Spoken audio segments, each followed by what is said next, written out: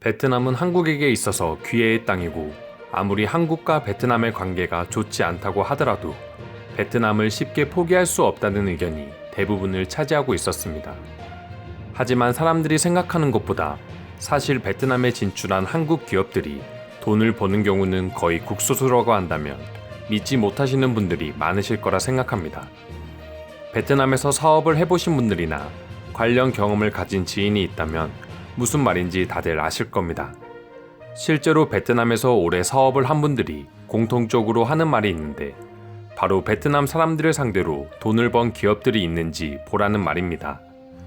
그만큼 우리가 한국에서 보는 것보다 베트남 시장에서 돈을 벌기는 정말 어려운 일이라고 합니다.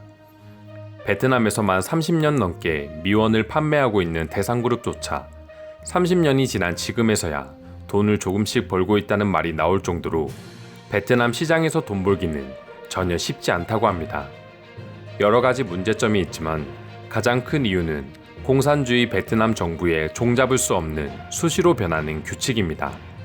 예를 들어 스포츠 경기를 하기 위해서는 규칙이 정확히 정해져야 하지만 베트남 정부는 자기 입맛대로 수시로 규칙이 바뀌니 도저히 경쟁을 할 수 없다는 것입니다. 공산주의이자 개발도상국인 베트남의 특징 중 하나는 미래는 생각하지 않고 당장 자신들이 최대한 수익을 올리는 방법만 생각하고 정책을 변경하는 것이라고 할 수 있습니다. 소매시장 전문가들에 의하면 오히려 베트남보다 일본 시장이 더 뚫기 쉬울 수 있다며 차라리 쉽지 않을 거라 생각되는 다른 국가들에 진출하는 것이 훨씬 좋다고 입을 모아 주장하고 있습니다. 우리나라가 처음 일본 시장을 뚫는다고 했을 때 불가능에 가깝다고 생각했지만 막상 길이 트이고 나니 생각보다 훨씬 더 높은 경제적인 이익을 올릴 수 있었기 때문입니다. 반면 베트남은 투자를 유치할 당시에는 세금 면제나 토지 제공 등 여러 가지 미끼로 기업을 유인하지만 막상 유치가 끝나고 자신들의 손바닥 안에 들어오고 나면 복잡한 서류 요구나 세금, 소방 규제 등 외국 기업이 버틸 수 없을 정도로 규제를 강화한다고 합니다. 베트남의 이중적인 모습을 가장 잘 볼 수 있는 대목은 수출 기업과 일반 기업의 차별이라고 할 수 있습니다.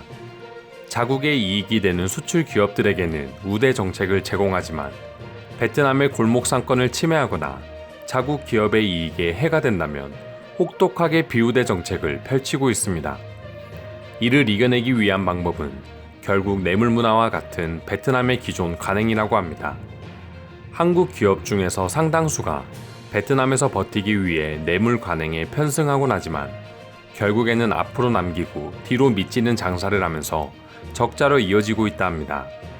반대로 생각하면 지금 당장은 자국의 기업이나 내수 시장에 위협을 가하지 않아 우대 정책을 적용하다가도 자국의 기업들이 이미 들어와 있는 외국 기업과 관련된 사업을 시작하게 된다면 언제든지 차별 정책을 시행할 수 있다는 뜻입니다.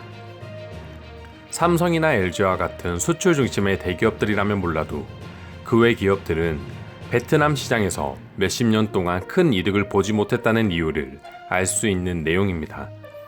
사실 이런 이유들로 인해서 전염병이 퍼지기 전부터 베트남에서 부당한 정책으로 사업의 쓴맛을 본 분들이라면 이미 다른 동남아 시장으로 눈길을 돌리고 있었다고 합니다.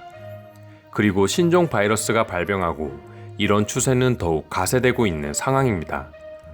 태국이나 캄보디아, 미얀마 등 수많은 국가들이 한국에게 적극적인 러브콜을 보내고 있지만 가장 적극적인 나라는 인도네시아라고 할 수 있습니다. 특히나 전염병으로 경제가 바닥으로 향하고 있는 와중이기에 한국 기업들의 투자 유치는 동남아시아 국가들 경제 성장에 엄청난 촉진제가 될 수 있습니다. 때문에 지금과 같은 적극적인 구애가 이어지고 있는 것입니다.